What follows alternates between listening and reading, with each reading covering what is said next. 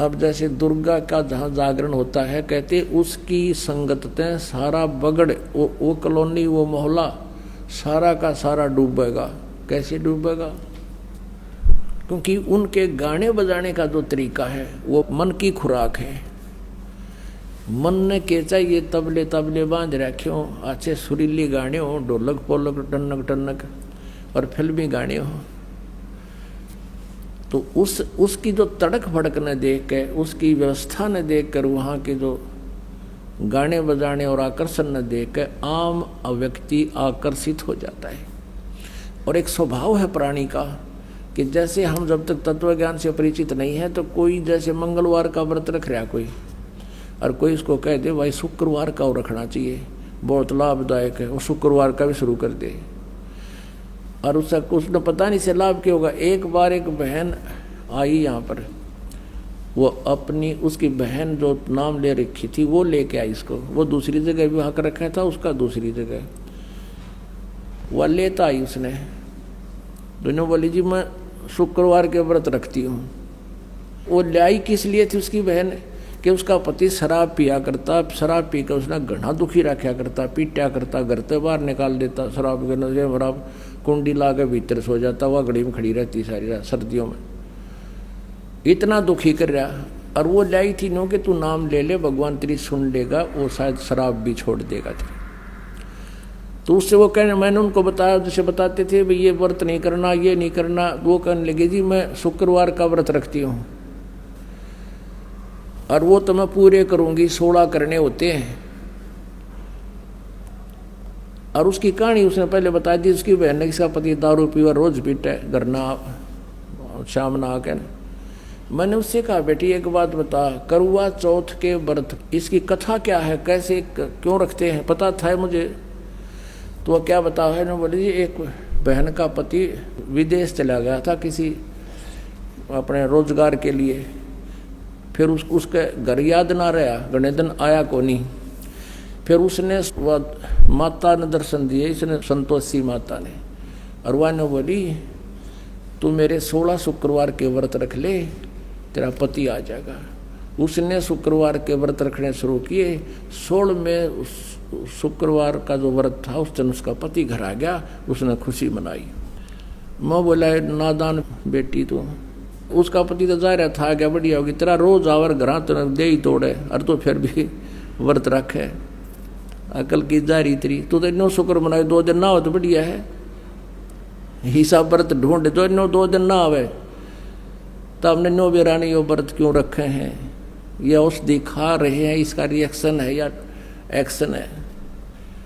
अब ये मालिक की एक वाणी है कि दुर्गा ध्यान पड़े जिस बगड़म, ता संगति डूबे सब नगरम। जैसे किसी के घर पर ये दुर्गा का जागरण होना, तो पड़ोसी और भी जिसका थोड़ा सा ब्यों तो उन्होंने क्या करे, ए जी हमारा भी कर दियो तड़के, हमारा भी रख दो, हम भी एक जागरण करवाएंगे, क्यों देखा देखी हम करते ही हैं, भगवान का ज्ञान तो हमें है ही नहीं। और उठ के सुरीली आवाज़ और बड़े गाने बजाने सब तरह के अट्रैक्शन होता है। अब वहाँ क्या था, एक बार इस दास को भी अवसर मिला एक जागरण की थोड़ी सी झलक देखने का। जब नाम ले लिया था, ज्ञान हो गया था, एक भक्त हमारा, तो थोड़े से भगते उसके घर पे गया हुआ था शाम को। फिर वो थोड़ी देर पाछा उनके वो ढोलक से बाजन लग गए। मैंने पूछा ये क्या हो रहा, कि दुर्गा का जागरण होगा यहाँ पर। हम दोनों चल पड़े, पैदल आ रहे थे, तो देखा उसके साथ में टेंट ला रखे घर के आंगन में, और वहाँ दुर्गा का वो जागरण शुरू हो रहा। अब एक स्पेशल बुला रखा वहाँ जागरण करने वाला जो गायक, और उसका अलग से एक रेजिडेंस टेंट में बना रखा, गर्मियों के दिन थे। तो वहाँ शुरू कर रखे, सारे बोलो जय माता दी, अगले बोलो जय माता दी, पिछले बोलो जय माता दी। मैं नहीं सुनिया जय माता दी। वो तो एक बनो कहते मैं नहीं सुनिया, सारे जोर तो बोलो जय माता दी। अब वो न्यू करता करता सारे बोलो जय माता, वो टेंट में खिसक गया। और वो मेरा साथी ने बोला आज दिखाऊंगा आपको, इस वो टेंट हटा लिया हमने बाहर से, थोड़े से नु देखने लगे। वो पहले तो उसको देख रहे थे, वो गाने गाओ, तो फिर इधर गया, तो फिर दूसरी वो कनात के सारा के देखे के करे। उसने वहाँ पौवा निकाला एक आधा बोतल उसका शराब का, दराज मत है, और वह कैंपा खोली, गिलास में दोनों डाले और गट दही कर कहने बोला पी के। मैं नहीं सुनिया, इतने कड़े सुनेगा लाली गुटी, मैं नहीं सुनिया सारे बोलो तेरा के जो भैया। अब परमात्मा कहते हैं दुर्गा ध्यान पड़े तिस बगड़म ता संगति डूबे सब नगरम। नमस्कार सर। नमस्ते सर। सर क्या नाम है आपका? मेरा नाम हरिशंकर परमार है। सर कहाँ से आए हैं आप? मैं शाजापुर, डिस्ट्रिक्ट शाजापुर, तहसील सुजालपुर, ग्राम पंचदेरिया से आया हूँ। सर संत रामपाल जी महाराज जी से नाम दीक्षा आपने कब ली? मैंने 6 सितंबर 2013 को ली है। सर संत रामपाल जी महाराज जी से नाम दीक्षा लेने से पहले आप क्या भक्ति साधना करते थे? सर मैं सबसे ज़्यादा मैं हनुमान जी महाराज को इष्ट बना रखा था और मैं उन्हीं की भक्ति करता था। शनिवार के दिन, मंगलवार के दिन रोज़ व्रत रखता था, निर्कट व्रत रखता था। लेकिन एक दिन मेरे को खुद हनुमान जी महाराज ने सपना दिया कि बेटा तेरे को, मैं रोज़ कहता था उनसे कि कोई मेरे को सदगुरु मिला दो भगवान। तो सर मेरे को एक दिन हनुमान जी महाराज ने सपना दिया और कहा कि बेटा तुझे सदगुरु ही मिलेंगे और तेरे को पत्नी मिलेगी, वो भी सदगुरु से जुड़ी ही मिलेगी। सर आप हनुमान जी की पूजा करते थे, सर ये भक्ति साधना करने से आपको क्या लाभ हुए? सर मेरे को कुछ भी लाभ नहीं हुआ। मैं 5 साल तक ऐसे दर दर भटकता फिरा कि मेरे को कहीं भी ठौर नहीं मिला। एक दिन खुद हनुमान जी महाराज ने मेरे को स्वप्न दिया कि बेटा तेरे को सदगुरु ही मिलेंगे जब तेरा दुखों का निवारण होगा। सभी को मैं बताता हूँ कि जो हमें पे जो दुख पड़े हैं, मेरा एक्सीडेंट हुआ, मैं ऐसे चलते चलते गिर गया था, उसकी इतनी समस्या बनी कि मेरे पैर में गिर गया था तो ऑपरेशन हुआ। मेरा भाई गिर गया था, उसका ऑपरेशन हुआ। मेरे एक छोटे भाई की किडनी फेल हो गई थी, वो चला गया। ऐसे बहुत सारे दुख पड़े कि हम बिल्कुल परेशान हो गए थे। देवी देवता सारे जितने भी दुनिया में चीज़ थी सारी को हमने परख कर देख ली, लेकिन कहीं भी हमारे दुख का निवारण नहीं हुआ। सर आपको हनुमान जी ने स्वप्न में बताया था कि आपको एक ना एक दिन एक सदगुरु की प्राप्ति होगी, तो सर क्या आपको सदगुरु की प्राप्ति हुई? सर बिल्कुल सदगुरु की प्राप्ति हुई और वो सदगुरु संत रामपाल जी महाराज के रूप में हमें मिला है। सर आप कैसे कह सकते हैं कि आपके संत रामपाल जी महाराज ही सदगुरु हैं? सर 4 ही वेद, गीता, पुराण, बाइबल, कुरान शरीफ, गुरु ग्रंथ साहिब, सारों का मिलान करके सारों का निचोड़ किया है सदगुरु संत रामपाल जी महाराज ने। वही सदगुरु होता है जो सारे सदग्रंथों को मिला के और निचोड़ सारी दुनिया को बता दे, वही एक सदगुरु होता है। और ऐसे ही कबीर साहिब ने कहा है, सदगुरु के लक्षण कहूँ मधुर वेद विनोद, 4 वेद शास्त्र कहाँ 18 बोध। ऐसे ही हमारे सदगुरु संत रामपाल जी महाराज ने बताया है कि एक ही परमात्मा वो कबीर साहिब है। सर आप अपने सदगुरु संत रामपाल जी महाराज के शरण में कैसे आए? सर हमारे ऊपर इतने ही दुखों का पहाड़ पड़ा था, इसीलिए हम अभी आपको बताया कि मेरे पैर में एक्सीडेंट हो गया था, हमारा भाई का एक्सीडेंट हो गया था, मेरे छोटे भाई की किडनी फेल हो गई थी, वो भाई भी हमारा चला गया। ऐसे ऐसे बहुत सारे दुखों का पहाड़ टूट पड़ा था, इसीलिए हम सदगुरु की शरण में आए। संत रामपाल जी के जिस भी श्रद्धालु से हम मिलते हैं और उनके अनुभव जानते हैं, उन्हें कोई ना कोई संत रामपाल जी से जुड़ने के बाद लाभ अवश्य प्राप्त होते हैं। तो आप संत रामपाल जी महाराज जी से जुड़े, आपको क्या लाभ हुए सर? सर सबसे पहला तो मेरे को सदगुरु संत रामपाल जी महाराज ने जीवन दान दिया है कि मेरे को इस पैर में, रात की 1 बजे की बात है सर, कि मेरे को एक जहरीला जानवर होता है छोटा सा, उसको हम गांव में लोग मतलब गोईरा बोलते हैं, बहुत जहरीला होता है वो। उसके काटने के बाद 5 मिनट में इंसान मर जाता है, लेकिन मेरा ये पंजा उसने पूरा भर लिया, जिसके बाद मैंने उसको मेरे हाथ से निकाला। भगत सर संत रामपाल जी महाराज के यहाँ हमने प्रार्थना लगाई, प्रार्थना लगा के वहाँ से आदेश आया कि जैसे आपको पहली दीक्षा मिली हो या दूसरी दीक्षा मिली हो तो उसकी माला करने के लिए बैठ जाओ और ज्योति लगा दो। मैं ऐसा किया भगत जी। वो दिन है कि आज का दिन है, मैंने एक गोली भी नहीं खाई और 1 महीने तक उस पैर में उसके दांत के निशान मेरे पैर पर रहे उसके। तो सर उस जो जानवर ने मुझे काटा है उसका अच्छे डॉक्टर भी कहते हैं कि उसके काटने के बाद इंसान 5 मिनट भी जिंदा नहीं रह सकता है। लेकिन आज मैं संत रामपाल जी महाराज की कृपा से आपके सामने खड़ा हूँ। और दूसरा लाभ, एक भैंस थी, वो जनने में थी, मतलब 2-4 दिन में जनती थी, वो बच्चा जनती थी। बच्चा जनने में उसकी आंत पूरी बाहर आ गई सर। संत रामपाल जी महाराज के पास दंडवत करी कि मालिक अब तू ही बचाना। सर मैं उस घर से और जहाँ भैंस बंधी थी वहाँ से 1 मिनट का रास्ता है मात्र। वहाँ से जब मैं आया और भैंस को देखी तो भैंस मुझे चारा खाती मिली। भगत जी मैं क्या बताऊँ, उस परमात्मा की शरण में अगर मैं नहीं हो तो मैं बर्बाद हो जाता। मालिक तो मुझे बहुत सुख दिया परमात्मा ने। जैसे मैं फिर जहाँ सो रहा था वहाँ पे गया तो हमारी भगतमती ने पूछा कि अब अपनी भैंस कैसी है? तो मैंने कहा भैंस तो बहुत अच्छी चारा खा रही है।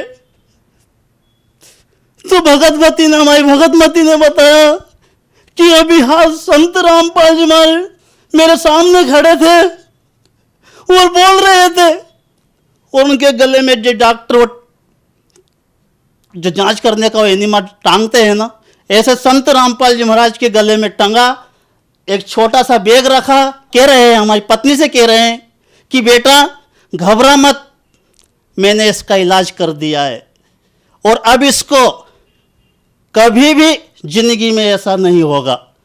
सर अब दूसरी बार वो भैंस जनी है, उसको इतने से भी कोई खरोच नहीं, अपना 4 लीटर दूध दे रही है। तो दूसरा लाभ यह हुआ। तीसरा लाभ, हमारे ताऊ जी मेरे, उनका हमारा ट्रैक्टर था, वो हमारे बंटवारे में उनके पास चला गया।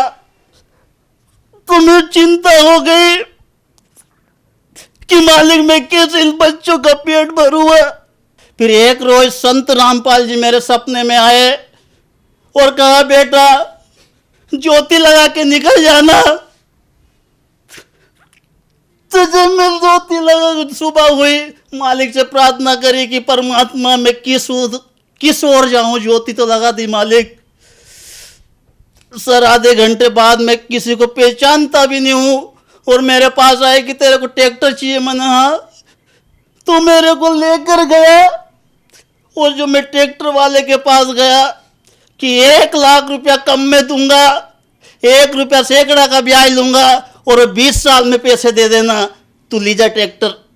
उसमें 36 लीटर डीजल भरा था और डीजल भी उसने नहीं निकाला। आज जो भी वो इंटरव्यू देखता, हमारे गांव में कोई भी देख लेना, हमारे घर पे वो ट्रैक्टर खड़ा है। चौथा लाभ, अभी 2 महीने हुए सर जी, हमारे गांव में पानी नहीं है पीने का, बहुत सूखा है। हम भी बाहर से, मैं भी ट्रैक्टर से ड्रम रख के और पानी लाता हूँ। मालिक से प्रार्थना करें कि मालिक इस दास को परेशानी है परमात्मा। तो संत रामपाल जी महाराज की हमने प्रार्थना लगाई। अभी 2 महीने हुए हैं सर जी।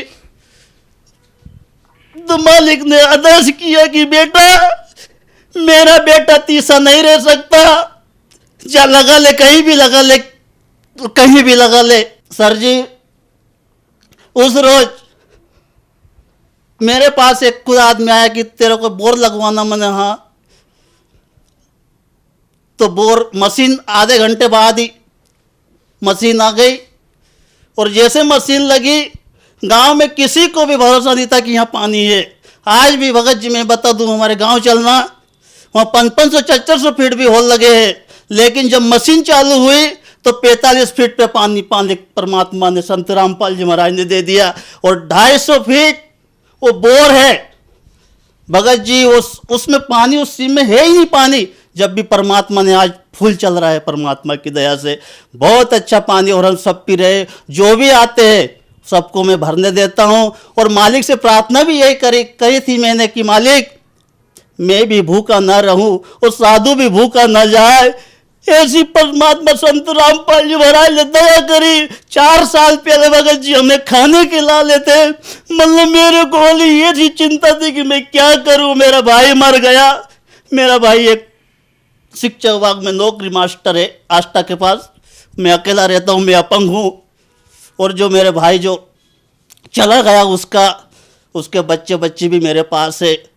और जो हमारे भाई की पत्नी है वो भी, मैं भी उसको बहन के समान मेरे पास ही रखता हूँ। और वो भी दृढ़ता के साथ भक्ति करती है। ऐसा भगत जी मेरे साथ लाभ हुआ है। सर, संत रामपाल जी महाराज जेल में हैं। सर, इसके पीछे क्या कारण है? सर, ये हमारा दुर्भाग्य रहा है कि जो आज जेल में हैं। और जेल में क्यों हैं? इन्होंने संत रामपाल जी महाराज ने दुनिया को सच्चाई बताई है। बस एक ही कारण है सच्चाई का, कि उन्होंने सच्चाई बताई है, इसीलिए जेल में है। और जेल में सच्चा व्यक्ति भी गया है। कौन गए हैं? तुकाराम जी को गधे पे बैठ के सवारी निकाली। मीराबाई को भी एक जेल थी, प्रहलाद को भी एक जेल थी। और जेल तो एक देश आजाद कराने के लिए सुभाष चंद्र बोस, चंद्रशेखर आजाद को भी जेल हुई। क्या वो अपराधी थे? नहीं, उन्होंने सच्चाई का, सत्य का मार्ग अपनाया, इसलिए उनको जेल में डाला। कि कहीं संत रामपाल जी महाराज की सच्चाई का अगर दुनिया को पता चल गया तो अपने अनुयायी अपने पास नहीं रहेंगे और अपनी दुकानदारी बंद हो जाएगी। इसलिए इन सभी ने संत रामपाल जी महाराज के झूठे आरोप लगाकर उनको जेल में डाला गया। एक ऐसे संत को जेल से रिहा किया जाए, एक ऐसी आंधी उठे, पूरे विश्व में एक आंधी उठे कि संत रामपाल जी महाराज एक दुनिया में एक से संत है जो एक कैंसर, किडनी, चाहे कितने भी दुख हो वो काट के एक जैसे मंत्र की तरह फेंक देते हैं। ऐसे सुख दिया है सब भगत समाज को। सर, जो श्रद्धालु आपको देख रहे हैं, आप उन्हें क्या संदेश देना चाहेंगे? खासकर आप मध्य प्रदेश से हैं, तो साथ के साथ आप अपने प्रदेशवासियों को क्या कहना चाहेंगे? सर, सबसे पहले तो मैं मेरे गांव को संदेश तो मैं दे नहीं सकता, क्योंकि मेरे पास इतना ज्ञान नहीं है। ज्ञान तो मालिक दे सकता। मैं तो परमात्मा का दास होके मेरे गांव इस पंचदेरिया को निवेदन करता हूं, संत रामपाल जी महाराज के ज्ञान को, पहले ज्ञान को सुनो, फिर उससे जुड़ो और देखो कि क्या अच्छाई, क्या बुराई है, क्या अच्छाई है, क्या नकली है, क्या असली है, क्या सत्य है और क्या असत्य है। सभी से यही निवेदन है कि संत रामपाल जी महाराज की शरण में आओ और अपना कल्याण कराओ। बहुत बहुत धन्यवाद सर। नमस्ते सर।